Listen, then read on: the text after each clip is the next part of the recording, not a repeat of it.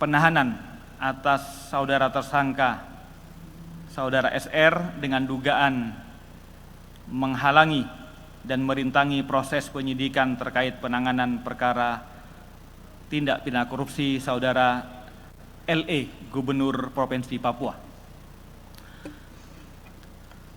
Jadi kami sampaikan, hari ini Selasa tanggal 9 Mei 2023, KPK menyampaikan informasi terkait penyidikan dugaan tindak pidana korupsi perbuatan sengaja menghalangi dan merintangi proses penyidikan terkait penanganan perkara tersangka saudara LE, Gubernur Provinsi Papua, sebagaimana diatur dalam pasal 21 Undang-Undang 3199.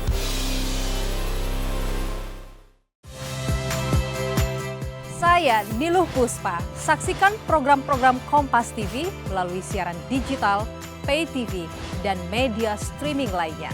Kompas TV, independen, terpercaya.